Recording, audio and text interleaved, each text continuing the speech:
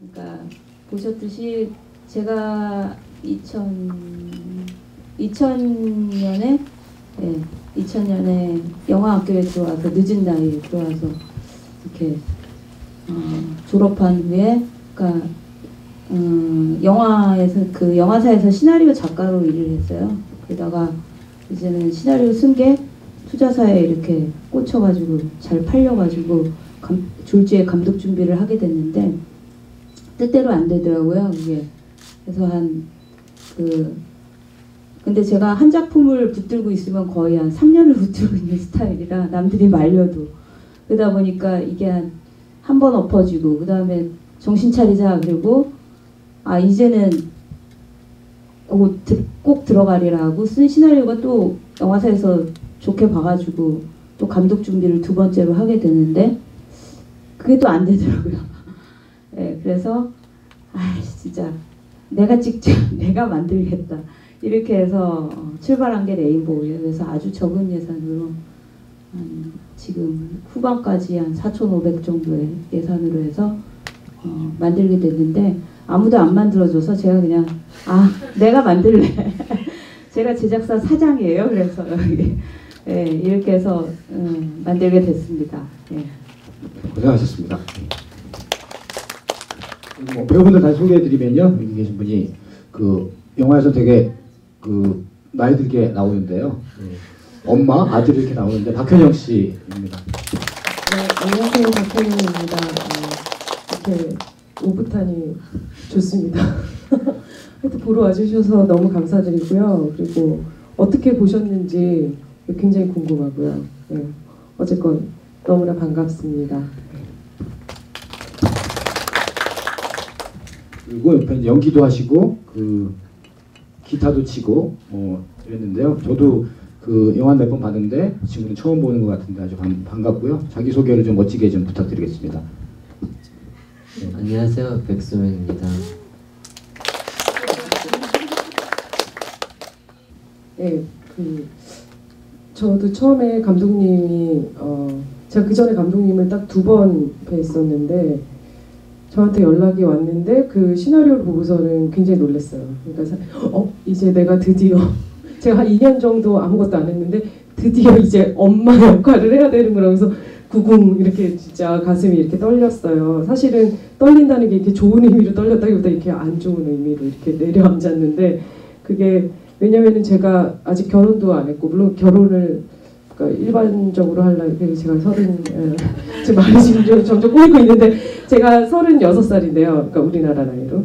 네, 하여튼 결혼도 안 했고 그렇다고 이렇게 좀 원래 뭐 어른스럽거나 뭐 이런 성격도 아니고 아직도 엄마 아빠 앞에서는 여전히 이렇게 굉장히 철없는 그게 굉장히 익숙한 사람인데 물론 연기니까 이제 다른 거지만 저는 아직은 그 뭔가 좀 꽃다운 청춘이나 뭐 이런 때 그 못 해본 역할도 많고 이렇게 하고 싶은 게 많았는데 이게 덜컥 오니까 사실은 굉장히 두려웠고요. 그냥 그 개인으로서는.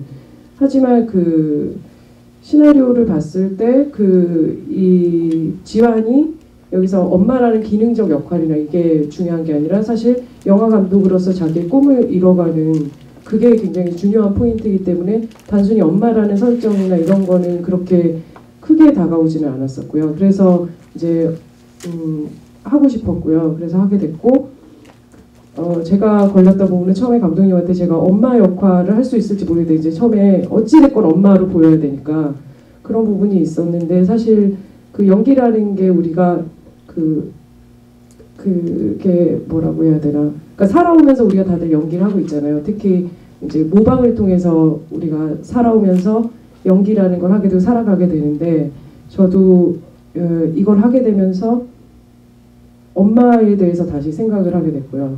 그래서 이게 뭐 완전히 제가 그거를 체화해서 이렇게 연기하지는 못했던 것 같아요. 그래서 지금 보면은 굉장히 아쉽고 그래서 되게 부끄럽고 특히 어떤 엄마로서 그 아들을 대하는 장면 같은 경우에는 지금 봐도 제가 손이 오그라드는데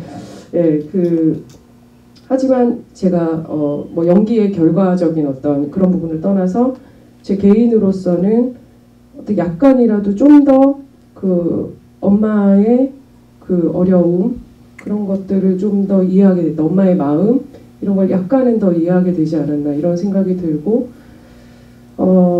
사실 끝나고 저번에 감독님한테도 그런 말씀을 드렸는데 그 영화를 찍을 때보다 이게 작년 여름에 찍었는데 1년 가까이 이렇게 영화제 여기저기에서 틀면서 제가 자꾸 보면서 느끼는 건 점점 더 그때는 찍을 때 그 촬영 당시에는 몰랐지만 점점 더 이해하게 되는 부분들 특히 감독님이랑 이제 계속 교류를 하고 그리고 집에서 계속 엄마를 보면서 제가 느끼는 거 제가 보는 게 그 전에 내가 되게 그 아무것도 모를 때 이렇게 그냥 일상적으로 이렇게 대했던 거랑은 좀 더 다른 것들이 보이더라고요. 그러니까 왜 저렇게 그러니까 어떨 때 엄마들 보면은 되게 비합리적으로 이렇게 행동하는 게 굉장히 많아서 저는 그게 되게 이해가 안 갈 때가 되게 많았거든요. 근데 그런 것들이 왜 그러는지가 이렇게 점차 이해가 되면서 그것이 받아들여지는 단계. 예, 뭐 지금도 가끔씩은 그게 잘 안 되지만 어쨌건 그런 부분들을 더 이해하게 된 거 그런 것이 어떤 개인적인 소득이고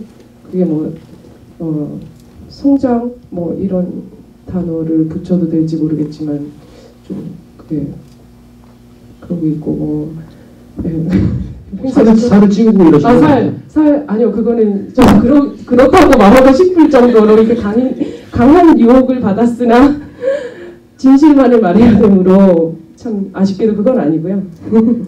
근데 뭐 사실 저는 다이어트 그게 참 이룰 수 없는 꿈 뭐 이런 건데요. 근데 다행히 뭐 영화에는 그게 필요해서 뭐 그랬던 것 같고 사실 지금 그렇게 큰 변화는 없는데요.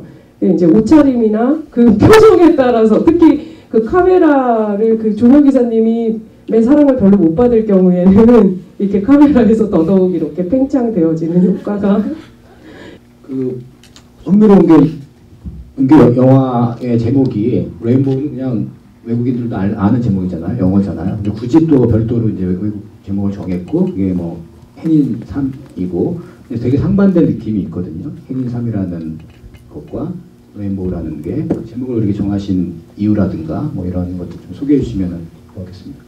예, 제가 감독이자 제작자다 보니까 처음엔 행인 3으로 가려고 그랬어요. 너무 무거워가지고 레인보우로 살짝 바꾸고 대신 야비하게 영어는 패서바이 넘버 3 이렇게 했습니다. 그래서 둘 다 좋아해서요. 사실은 어느 거 하나 좀 포기를 못 하겠더라고요. 왜냐하면 극 중에서 이 지환이 레인보우란 시나리오를 계속 됐다가 엎어졌다 이랬잖아요. 근데 마지막에 어쨌든 영화 자체가 만들어지잖아요. 그래서 그런 어떤 그 영화와는 무관한 영화 밖에 레인보우라는 영화가 완성이 되어 있고 이런 걸 연결시키고자 하는 게 있었어요. 근데 이제 아무래도 행인3에 대한 미련이 있다 보니 예, 패서바이 넘버 3로 영문 제목을 가져갔습니다. 8월 30일 날 크랭크업을 했거든요. 7월 25일 날 시작해서 그래서 딱 요맘때인데 어쨌든 이렇게 영화의 신디에서 상영이 돼서 예, 재밌고요. 박수 부탁드리겠습니다. 네, 관객분들 고맙습니다. 네, 감독관에 대한 마치도록 하겠습니다.